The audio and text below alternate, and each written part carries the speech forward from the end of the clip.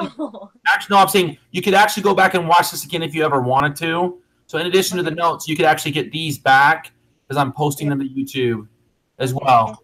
Good. So yeah. So do you have access to the slides that I published? No, I still can't figure out how to get that. Okay, so go to your Google Drive. Oh, Google I have Drive. added you to all these slide decks, and that's kind of how I drive the discussion whenever I'm on here. Is I drive it with the slide deck. Yeah, sorry, I have like nothing Googled, so let me. Hold on, you're good. You're fine. Shit. Sorry, I have Google Drive. And if you don't have it, you don't have it. I mean, it's okay, but it's just how I drive the train. It's how I drive the study group when I do it. Yeah. And it keeps me on topic as well. I swear, I do. I know I downloaded it.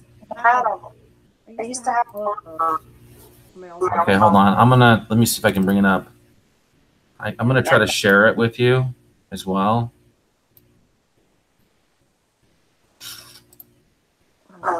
Okay. I don't know if you can even see it or not.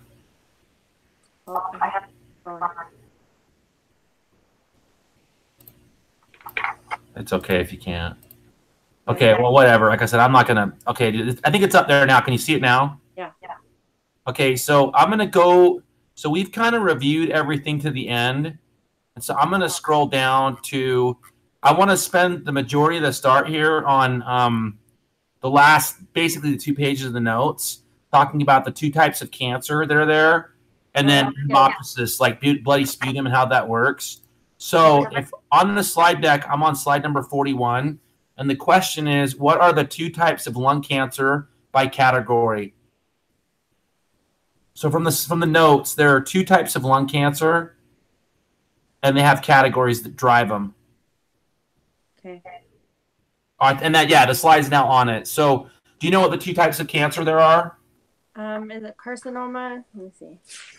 Well, there's non-large and large. So there's basically large and small lung cancer. Small cell and large cell? Yeah, large cell and small cell. So do you know the difference between the 2 of those? As you cheat and look at your notes. Mm-hmm. I'm teasing you. I haven't been over this part yet. That's why we're going over it, because I think we beat the crap out of atelectasis and ARDS and the different kinds of COPD. And I really wanted to spend a couple of minutes to make sure that we get a good look at these before we take the quiz tomorrow. Yeah, I haven't really gone over that yet. Okay, so just as a nutshell, so if I'm going to click us over to the next slide, number 42. And basically, there's non-small cell and small cell. And the one that's worse is small cell. So large cell is like your adenocarcinoma, your bronchiocarcinoma, and their squamous cell, those guys, and they're bad, but they're not as bad. And that's the majority of this different kinds of, that's the majority of the lung cancer. But the small cell, it's basically highly malignant, and when we detect it, it's mostly, remember how in lung cancer we don't detect them really easily? We detect it as metastasized cells somewhere else in the body. Well, the small cells carcinoma, for some reason, it wants to go to the brain first, and it wants to lodge in the brain and cause cancer of the brain. And so that's why it's more dangerous, because the other one it just goes everywhere in the body, wherever it's going to go. But the small cell goes to the brain first. So it metastasizes to the brain. And if you get brain cancer, you're pretty much toast. You're pretty much going to die. Yeah, I don't feel like this is really going in depth very much with that at all. Well, it's not really in depth, but if they ask a question about it tomorrow, yeah, you'll know which one's the more dangerous and why. Yeah, that helps. Yeah, so you just know small cell is more dangerous than large cell, and the reason that small cell is more dangerous is because for some reason, and it doesn't say why. It just says that those cells want to go to the brain and lodge in the brain and cause that kind of cancer in the brain. Now, let me ask you a question. So if you get cancer in your brain or on your spinal column, what would be a major sign and symptom of that? Motor loss of consciousness. Yep, loss of OC, and then that would be on the brain. If you had brain cancer, you're probably going to change develop first. You can't move, right? You can't move certain things, right? Yeah, and then if it was cancer on your spinal cord, you're going to have paralysis at that level. So, like, if it was like T1, you're going to have basically paralysis, potentially T1 and below. So you can become a paraplegic or quadriplegic from the cancer, because that cancer can lodge in the spinal column, and you're going to get paralysis on that nerve for sure, and you may get paralysis on that nerve and below. So it could almost act as like a spinal break. Yeah. Okay. Do you know where in the book this is about? Hold on. It says here. I thought it said in the textbook itself. Well, I don't. I know it's in chapter. Hold on. Chapter 23. COPD. Yes. Oh, maybe. 22 neoplasms. It'd be in 22. Okay. Now what? Okay. What else do you want to go over? So the small cell and the non-small small. Yeah, I call them small and large because obviously non-small, but I call it non-small because they call it in their notes. But basically, they're small and large, and the small is more dangerous. And why is it more dangerous? Because it goes up to your brain. Yeah, it metastasizes to the brain, and I'm not entirely sure why that is, but that's just what it says. And then again, your signs and symptoms of that are going to be, if it's on the spinal cord, it's going to be paralysis of that nerve, and in the brain, it's going to be changes in LOCs and stuff. Yeah. Okay, so now the next piece is okay, we talked about what's special about lung cancer, and what's the major thing about lung cancer that makes it special?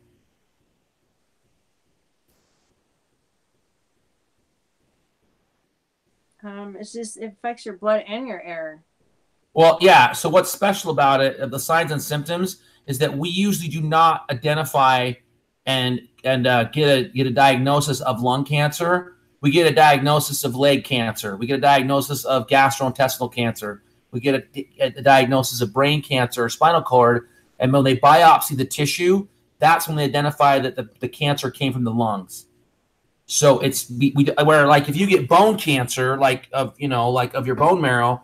Remember we talked about before in previous sections where if you get cancer of the bone marrow, you might get a break. You might actually get a bone break, a non-spontaneous fracture, because the cancer is eating away at the bone itself, where it will present, and it's going to be right there. That's what it is. Where lung cancer, you get it, and it metastasizes and moves somewhere else. We learned in our previous cancer chapter how far along is cancer if it metastasizes.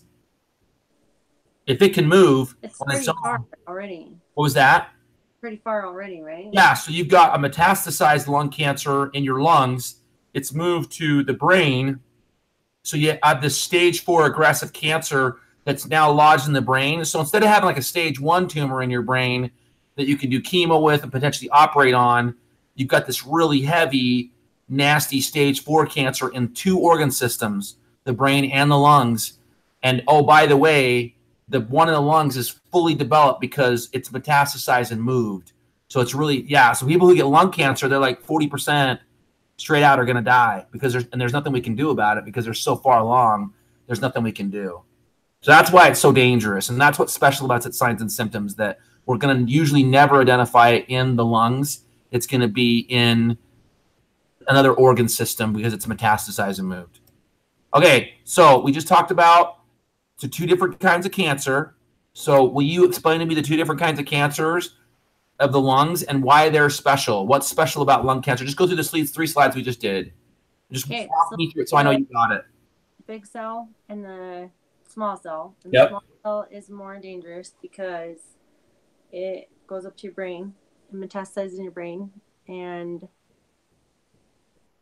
well, what about the other one though? It's just, we know it's not as dangerous, but is that all we said about it? Yeah, because if you look at the names of the cancers that they're talking about in the large cell or the non-small, there's squamous cell carcinoma, right, which is skin cancer, or cancer of the epithelial cell wall, and that can obviously be your skin, but it could also be like your esophagus. It could be your intestines. It could be, it's just saying any squamous cell layer can get cancer. Okay, and then there's adenocarcinoma, which means that's carcinoma of adeno, which is, I believe, that is the adrenal glands of your kidneys, and then large cell carcinoma, and they're all subtypes of non-small cell lung cancer. So what's happening is we're saying that the squamous cell carcinoma is a carcinoma that moved from the lungs to somewhere else. It lodged on an epithelial wall somewhere and now is causing cancer. Okay, then we had cancer of the lungs. It's now moved to the kidneys and lodged in the kidneys, and now it's causing kidney damage. And then any other place that we're seeing these cells move except the brain, it's considered non-large cell or non-small cell. But the small cell cancer goes right to the brain, and it's also called oat cell cancer, and it goes from the lungs right to the brain, and they immediately have a poor prognosis. You're going to treat it with chemo, and that's it. And then that's all you can do for it. And if you don't get it with the chemo, it's just a downhill slide from there. Then you're doing your palliative care. You're just treating them until they die and making them as comfortable as you can. Yeah. Okay, we good on that? Yeah. Okay, so what's the next one? So what makes cancer, lung cancer, the signs and symptoms of lung cancer so special? How is it different than other types of cancer? Because you can't really tell what's going on because you can't see it. Yep. So in my notes, when I wrote it up, my words, I said the signs and symptoms of lung cancer are usually non-detectable. Lung cancer is usually detected when cancer has metastasized to other areas of the body. Then biopsy is used to. Then biopsy of the tissue determines the origin, that it came from the lungs. That's kind of the process that they use to figure out that it's actually from lung cancer. That's scary. That is really scary, but you know what? So, oh, the joy.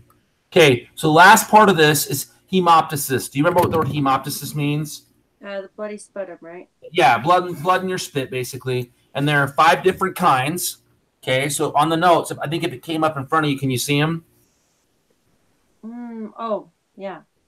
Okay, so what's the first one? The mycobacterial infection? Yep, so that's TB. That would be TB. What was that? Tuberculosis? Yeah, it's tuberculosis. It's a bacterial infection, right? Then there's bronchitis. What's bronchitis? Isn't it just an inflammation? Yeah, it's inflammation of the bronchial tubes, right? Then what's the third one? Can you say the next one? Bronchiectasis? Yeah, bronchiectasis. Okay, the difference between bronchitis and bronchiectasis, we're going to talk about it in a minute, but they're actually polar opposites. If bronchitis is inflammation of the tissues of the bronchi, then what's bronchiectasis? Dilation. It'd be dilation of those tubes, and there's a different disease process, but both cause hemoptysis, and they just a little bit differently how they do it, but they both cause it. And there's lung cancer, what we just talked about. So what's the best way to tell the difference in signs and symptoms if somebody has one of those? Well, here's that's what we're going to go through. We're going to go through what they are first, and then the next slide shows you how they're all different. Does that make sense? Yeah. Oh, okay. It shows you kind of what the differences are, and that's so again. So what's pneumonia? Lung infection. Yeah, it's lung infection from what though? From a virus? From a bacteria? Is your still teasing you? No. Now you're just laughing at me. No, I'm laughing at myself because I'm overrated. It's your online study group. Oh. It's cool to be online though. This is nice because you don't have to come anywhere. Yeah, it is nice. It's very convenient to do this way. Okay. So pneumonia, okay, is the last one. So these are all hemoptysis. So let's go through. I'm going to click over to the next slide, and it's going to talk about how they're different. So will you read number 1? Okay. Mycobacterial infection is bacteria that destroys pulmonary tissue. Yeah, so it's the bacteria causing the destruction. Then bronchitis, what's number 2? Inflammation of bronchi causing coughing and which damages the tissues. So that chronic cough is causing that deterioration of the cell walls, and that's causing it to bleed. Okay. Then what's chronic dilation? Chronic dilation of bronchi causes infection. So yeah, chronic dilation allows fluids and particles to enter the lungs, and that causes an infection, which causes the airways to get blocked. So for a totally different reason, So bronchiectasis feels like pneumonia to me. It has a similar flavor to pneumonia because it's due to particles and fluid buildup, and then infection happens, and it's very similar to pneumonia. So lung cancer, what's lung cancer? Foreign particles enter the lungs and No, that's pneumonia. Number 4 is lung cancer. Dysplasia of the tissues causes necrosis and cell debris. So yeah, so as lung cancer develops, right, it becomes more non-differentiated and it kills the tissues around it, leaving cellular debris and necrotic tissue around, and you start to cough that up. And as you cough that up, it's tearing away the cell wall and debris going with it, and it's causing that foreign matter to enter your sputum in addition to some foreign cells and blood. And that's your nasty lung cancer cough. If you've ever seen a smoker who's coughing like that, and you see what the rag looks like when they're done, when they catch their phlegm, it's got foreign particles and all kinds of blood and tissue in there. It's really bad. It's not fun to see that. Okay, and then pneumonia? Foreign particles enter the lungs, settle in the lower regions, cause infection, which leads to fluid buildup. Okay, so when the fluid builds up, what is that a breeding ground for? Bacteria.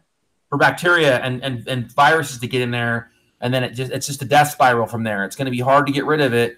What kind of patients are we going to see getting pneumonia in the United States? Who are we going to see getting pneumonia? Elderly and immunocompromised people with HIV. Yeah. A lot of HIV patients die of pneumonia because in you and I, foreign particles enter our airway. And the mucus cells, the goblet cells, and the cilia in our trachea, in our bronchi, and even in our lower lungs captures that, traps it, starts to fight it with our immune system, and then it starts to physically push it back up the windpipe to be coughed out. In people with an immunocompromised system, they may trap it, but there's no immune system response to fight it. So then it becomes infected, and it causes cell death around it, and then it's just a downward spiral, and then they basically just drown. It causes more and more and more inflammation, and they just drown. How much fun is that? Scary. Okay, so with regards to hemoptysis and bloody sputum or bloody spit, does that tell you what the differences are between those 5? Yeah. Okay, some of them are very similar. The acute bronchitis and then the bronchiectasis, however you say that, bronchiectasis. Because those two have a lot of the same issues. So how do they tell if someone has one or the other? Well, one of the big ones that's going to happen is, so when you hear bronchitis, what's the system that's going on in there? What's happening? When it's bronchitis, it's inflammation based, right? Yeah. When it's bronchiectasis, it's dilation based. So when you listen to it, so when you hear somebody with bronchitis, it's going to sound like asthma, right? It's going to be wheezing and a crackling sound. When you hear somebody with inflammation and the tube's dilated, you're going to get air movement. It's going to want to move through there, but it's going to sound bubbly because it's going to be fluid that's getting in the way. It's blocking it. So it's going to sound bubbly. Okay. You know when you blow air into a straw, into a drink, and it makes that bubbling sound? It's actually going to sound like that when it's dilation with infection and fluid in the airways. Yeah.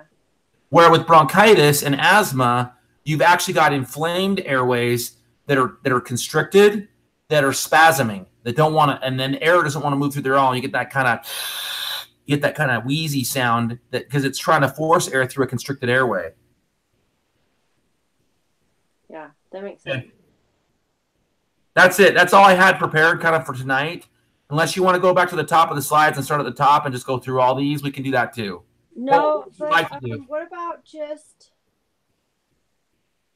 do you want to just want to go through the COPD ones with me?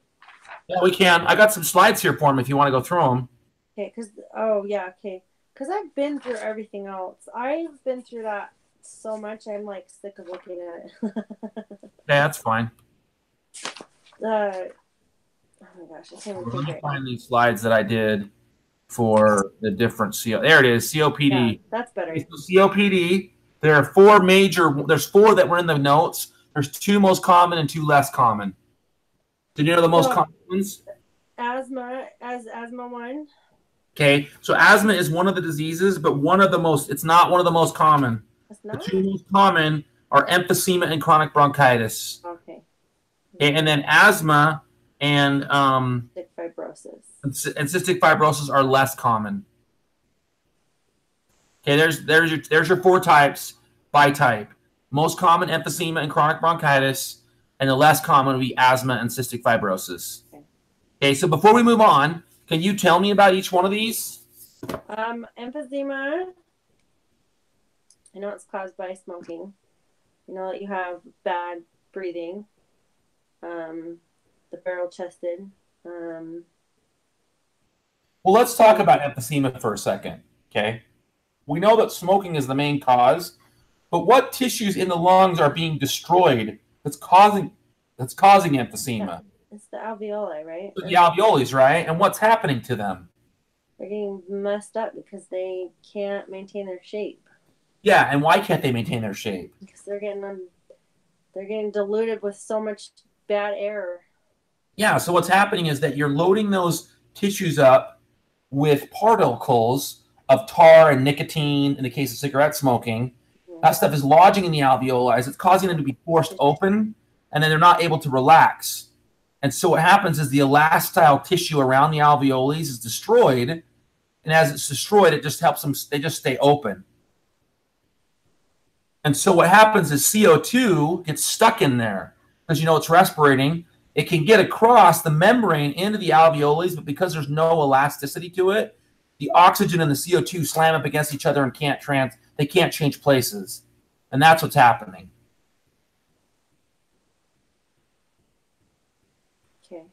Okay. So in chronic bronchitis, what would be going on? Where's the damage in chronic bronchitis? In the bronchioles. Yeah, it's in the bronchioles, right? And we know in bronchitis it's a constriction, right? Yeah. They're becoming inflamed and they're dilating. They're constricting down.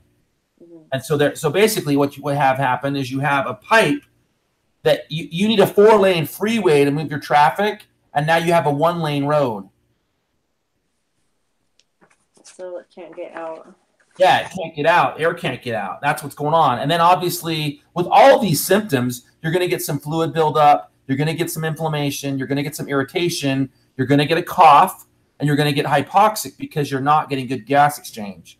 Okay, so what about the less common ones? What about asthma? What do you know about asthma? That's also a chronic inflammation of the airways, right? Yeah. So asthma, again, do normal people who don't smoke get asthma? Yes. Yeah. So in asthma, the thing that sets asthma out from the rest of them is that asthma and like chronic bronchitis and cystic fibrosis, like they can be people getting that who don't have. I get bronchitis occasionally, and I've never smoked a day in my life, right? And I get some asthma symptoms, and I have late onset adult asthma. I had never had asthma as a child. I have it now, and it's very rare that I get it, but I do have asthma occasionally, and I have an albuterol inhaler for it. So again, asthma is more of an autoimmune thing. We don't know exactly why it happens, but people get it. What causes asthma? What causes people to have an asthma attack? Bad Utah air. Bad Utah air. So polluted air is one of the things. What else can cause it? Chemicals. Yeah, chemicals, pollen, your really cute perfume that you think is great. You may put a gentleman in your life into an asthma attack with your cute perfume. Whatever's in it's giving him a reaction. He's getting a hypersensitive reaction. It's causing his bronchioles to flex and to spasm, and he has a difficult time breathing. Okay. What about cystic fibrosis? What's going on with that one? Oh, that one I have a tough time with. Well, this is the only one that has bad poop. Has what? Bad poop. They have issues pooping. They have an altered stool. People with cystic fibrosis. Yeah, I don't really understand the pathophysiology of this. Let's go to the notes on that one then, since we know the least about that one. Okay, so I'm on page number 8 in the notes, that cystic fibrosis piece, and let's just go over it. My thing is like writing over it. No, you're okay. So it's right over pulmonary infections, tuberculosis. It's more chronic. Are you there? Yeah, it's just that first part. Like she put something over it, and I have it printed out. So Oh, just read that first part. okay. It's just cystic fibrosis is an autosomal, which means it's an autoimmune disease, right? It's an autosomal recessive gene abnormality causing multi-system disease. So what does the term multi-system mean? So it works. It goes everywhere. Yeah, it's not just the lungs that it's affecting. It's also affecting the GI tract as well as the lungs, and that's why you're getting abnormal crap. Okay, so it says thickening of the connective tissue leads to fibrosis or non-functioning tissue. Exocrine or mucus-producing glands secrete abnormally thick mucus because of defective epithelial ion transport. In the lungs, this thick secretion obstructs the bronchioles and predisposes the lungs to chronic infections. Okay, so the secretions that from their lungs become like rubber cement, which doesn't sound very much fun. Mm-mm. Okay, the pathophysiology is impaired chloride and sodium reabsorption. Impaired chloride movement alters vascular osmolarity and triggers sodium to shift from the secreting cells or glands and mucous membranes to the vascular space. So sodium has a hard time moving across that membrane for whatever reason. So your sodium potassium pumps are messed up somehow. And so you're having a hard time moving sodium. And wherever the sodium goes, that's where the fluid is going to go. So it's instead of going into the cells like it's supposed to, it's staying in the vascular space, and it's keeping the fluid there.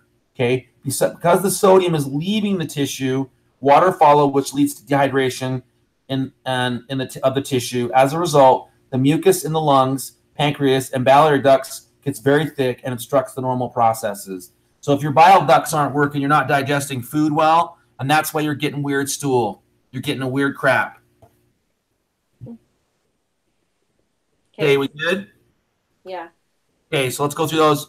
Okay, let's go through this. So a patient enters the hospital. They have a barrel chest dyspnea with pulmonary edema. But it should be physical exercise. So they get dyspnea, shortness of breath with physical exercise. They use accessory muscles to breathe with prolonged expiration time. What disease do they have? Just hypoxia. Okay, they have emphysema. Yep. And the reason it's emphysema is because the barrel chest is kind of giving it away.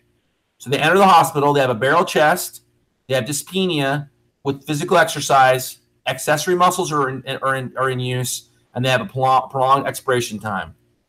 Okay. The next one is you have a patient who is tired with thick, sticky sputum, chronic cough with rectal prolapse accompanied with steroteria, which is weird craps. Which disease is it? That's cystic fibrosis. Yeah, cystic fibrosis. Good. Excellent. Okay. You have seen this patient 4 times in the last 3 months. They have coughing spells that produce thick phlegm and breathlessness. The patient has a spouse who smokes 2 packs a day. What disease could they possibly have? COPD. Well, these are all COPD. They're all COPD diseases, but it's more specific in that group of categories. I would guess emphysema, but we've already used that one, right? We've already used that one. So look at the number of times they've had this. You've seen them, 4 times in the last 3 months with coughing spells that produce thick phlegm and breathlessness. And oh, by the way, they're around the smoker, and the smoker is what's irritating their bronchi. Asthma. So that's chronic bronchitis, and it's because of the number of times you've seen them is what gets it away. Okay, the last one is you have a patient with wheezing in their lungs, shortness of breath, coughing, and they complain of tightness in their chest. That one's asthma. That's asthma. Yep, perfect. Good. Okay, did that help you? Yeah. Okay, what's pleurisy? Oh my gosh, I know this. I just looked at it. It's an inflammation in the lungs. Yeah, let me show you something. Can you see me still, or are you seeing my slides? I'm seeing your slides. Okay, can you click on my face, and I'm gonna draw a picture that I want you to be able to see. Can I do that? Yeah. How do I do that though? Just click on my face. I don't see your face. I don't see your face anywhere. Is my ugly yapper still on there? Okay, I'll fix it. Just give me a second. I gotta get my pens. Okay. Where the hell? Damn it. Where put these freaking... Don't tell me I lost my marker. Lining of the lungs. Duh. What was that? Inflammation of the lining of the lungs. I swear I went over that one like 100 times. Damn it. I just lost whiteboard markers again. Son of a gun. Uh-oh. Damn it. It's not. It's just stupid. Okay. Hold on. Let me get something I can write on. Okay, there's a really easy way to remember these four. Pleurisy. Can't see you. I'm going to fix it here. Give me 1 second. Okay. I'm still working with my crap here. Okay, there we go. How do you get a pencil? Okay. So, there I am. Can you click on me now? Yes. Now I Okay, see the way to remember these, there you are. The way to remember these is to draw a lung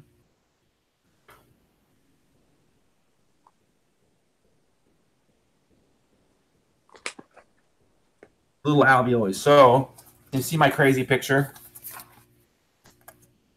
Yes, that's good. Okay, so you have the cell, you have the sternal wall, you have the lung, you have an alveoli, and then you have some blood vessels going in there, right? So what was the first one called?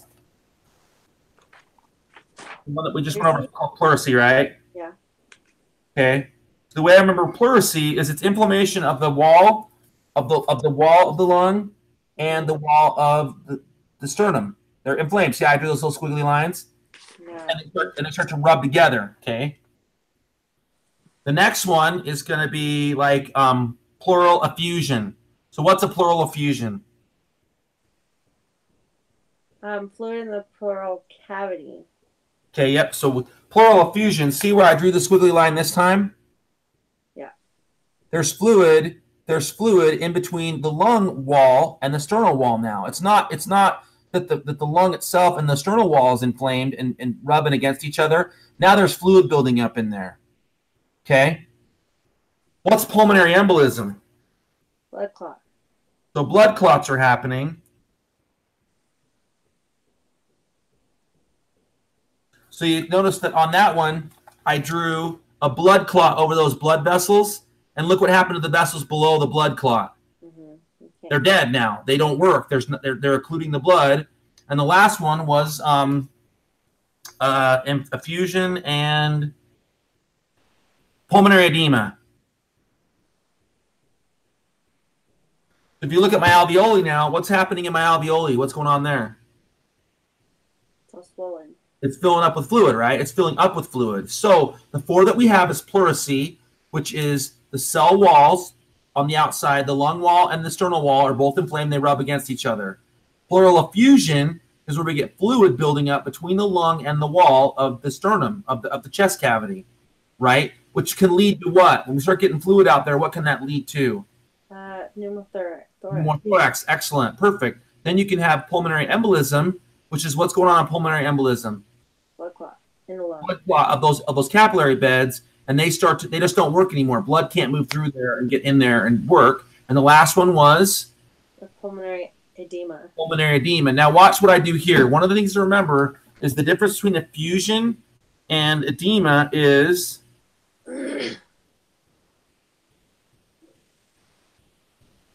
I draw a crappy syringe. Where's the syringe going into? Into the pleural space. It's going into the pleural space where the effusion is. And what are we doing to that? What are we doing to that fluid in there? We're going to drain it out. We're going to drain it out. That's the only one of these that we can draw out that way. So we can actually physically draw out and relieve an effusion, but we can't do that for a blockage and embolism. We can't do that for pulmonary edema. We can't do it for pleurisy. We can only do it for that one. So that's what makes it an edema and effusion different. We can actually physically reduce effusion. We can't do that to edema. Yeah. Okay, so what are the four types? What we just said?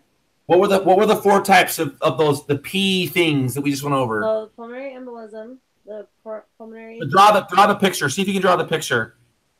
The pulmonary effusion. I did. Yeah, show me the picture. Cheater, you're using your notes. I'm just teasing. Okay, there it is. Let me click on it. Let me see so I can see it. Okay, there it is. So walk me through it. So what are the four things and tell me what's going on with them? Okay, so your pleural effusion is in between the space. And The what's walls, in between the space? What's actually there?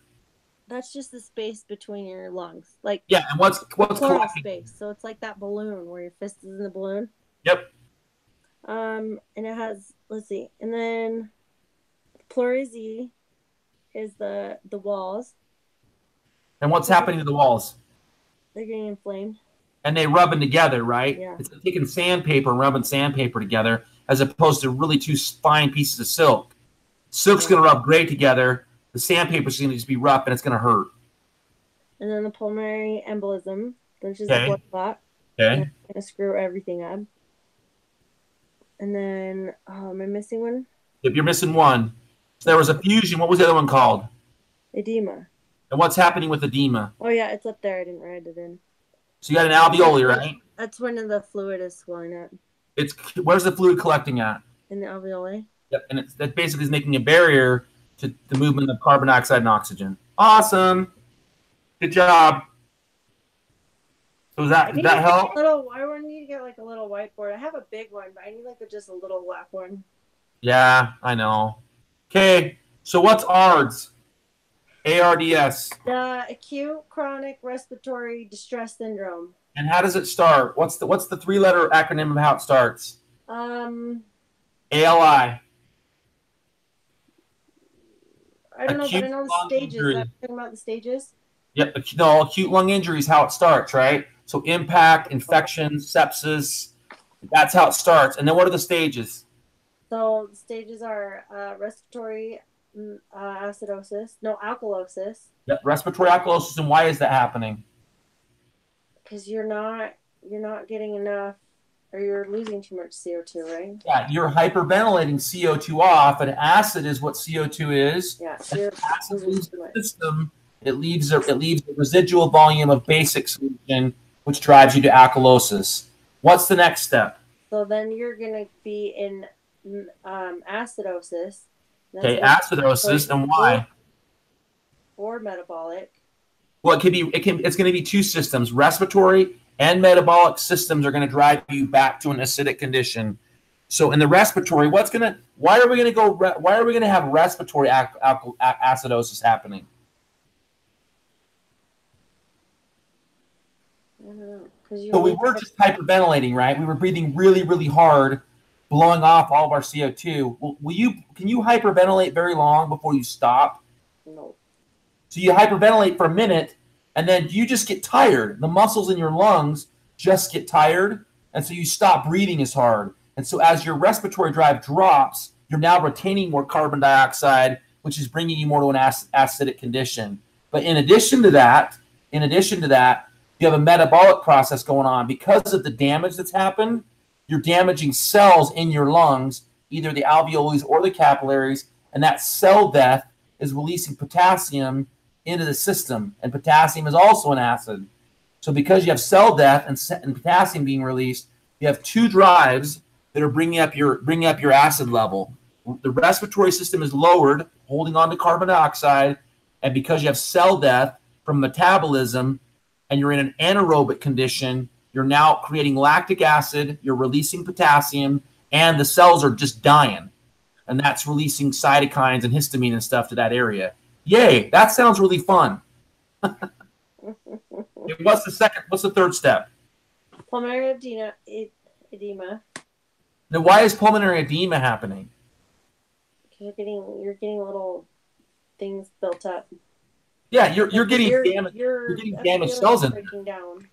Yeah, you're getting damaged tissue and inflammation, and that process is opening up the blood vessels. And the natural inflammation process of the body to protect itself is happening, but it's particularly damaging to the lungs because you have all the open alveoli for that fluid to flow into. Delicate already.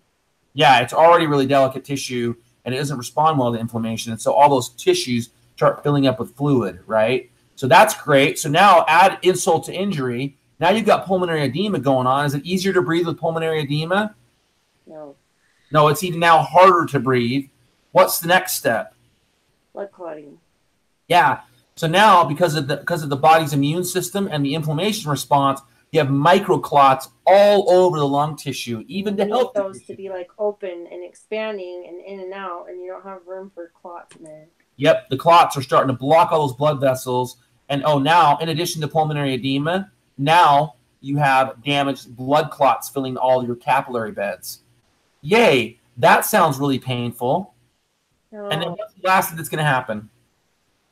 Respiratory failure, death. Respiratory failure, and you die. Respiratory failure, and you die.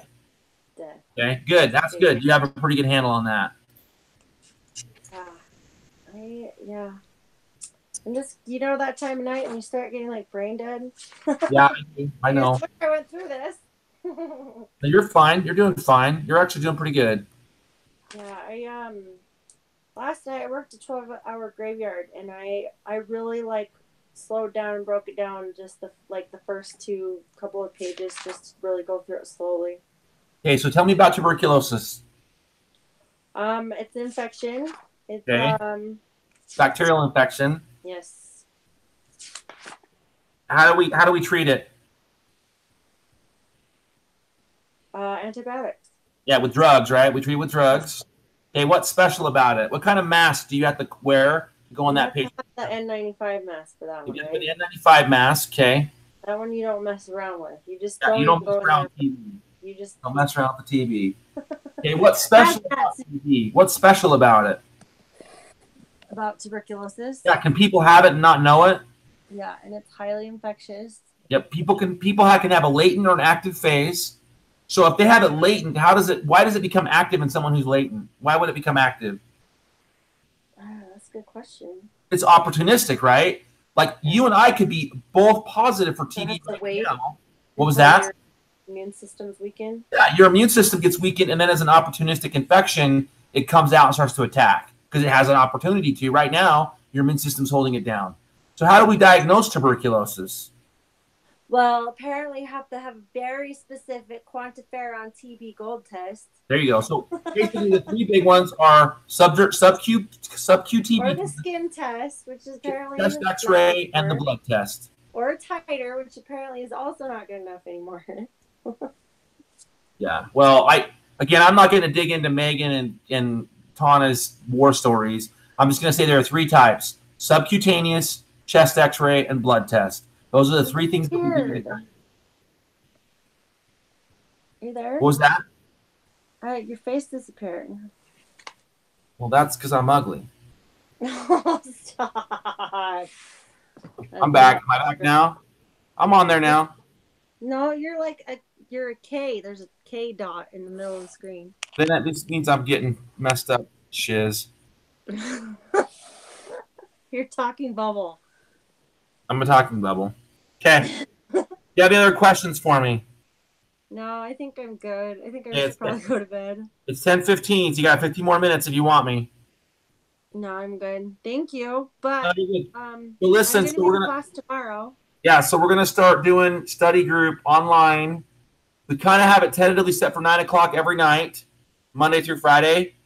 Except for Addison and I both work night shifts occasionally. Like I'm at work right now. I'm getting ready to go to work. Yeah. So I work 12 to 8. So on days that she works 7 to 7 in the morning, we meet at 8:30. We do our online study groups in the morning and do 8:30 to 9:30, and then at night we go from 9 to 10 normally. Yeah, that's good. And then Saturdays and Sundays are the days we're going to actually meet in person. So we're going to meet Saturdays at the library, and then we're going to meet Sundays up at the University of Utah. Okay. And in person. And then I'm still going to do them live stream when we meet together. I still live stream them like this so other people could log on and see them or whatever. But those are the days that we physically meet. So. Okay. Will you text me that so that I have that? Yeah. And again, they fluctuate just a little bit. Like tonight we went at 9:30.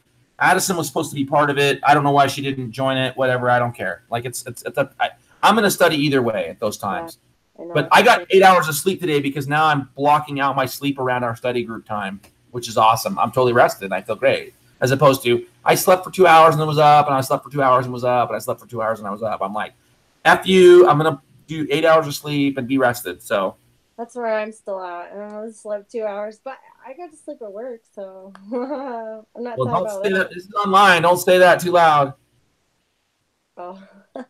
online. Anything you say, canon will be used against you in the court of no, I'm teasing. Okay, you good? Yeah. Okay, I'll see you tomorrow. Okay. Bye. I'll be in the breezeway and on the garden level in the whatever building that is, probably around 11:30. You said on Sunday? What was that? Did you say on Sunday? No, that's tomorrow. I'm gonna be at the school a little bit early, is what I'm saying. So if you want to Oh go yeah, over yeah. stuff, then we can go over it again then. Yeah, I'm gonna be there early. I Okay. usually try to get there early because otherwise you can't get a seat. Well, yeah, that's true too. Okay. So. Yeah, if you want to review this, if you want to come back and review it, just do a Google search, and the name of the file is. You do a Google search for. What the heck is it? It's something. Hold on. It is Patho Study Group 11/15/2018, and it's Well, public, say so it you should again. be able to Google search it and find it. Say again. Unit 6, U6, Patho, Patho, Study Group. All those are all one word. Study Group 11/15/2018. 11/15/2018. You search that, and it should come up, and you could just review this right there. Okay. You can rewatch this if you would. Sounds good. Okay, you good? Okay, have a good night. Tell your Thanks. sister she's crazy. She's already a nurse. She never helps me study. She's like, I don't remember. I don't know. All I know is baby stuff. You know what? I've talked to like 3 nurses, and that's kind of the response I've gotten. They want to help you, but they're like, I don't remember any of this. And I'm like, okay, well then, thanks for your. They're like specialized in one department for so long, and then they're like, well, Yeah. I just do give me this. a hug. Okay, so cool. Yeah, so if you're comfortable doing this, we're gonna start doing it online. I think it's way more convenient for everybody. Yeah, it's good. It's kind of hard though because I don't know. I watch a lot of like YouTube videos on stuff, and I just tend to space out. So it does help me to like do some things like in person. Yeah, no, that's You know what I mean? we're gonna do 2 days in person, and then we'll do these online ones. And when I say, "Hey, Harmony, answer this question," it's not really online. I'm asking you directly online. It's like you guys are yelling at you. It's great. Sometimes I get to like a YouTube video and I get like 2 minutes in and I'm like, what? What was that? Pulmonary edema, what? Yeah, because it's not talking directly to you. Where when I'm like, okay, here are the 4 things. Draw the picture and show it to me. You can't blow that off. Yeah. You have to show it to me. Have a good night. All right. You too. Later. Bye.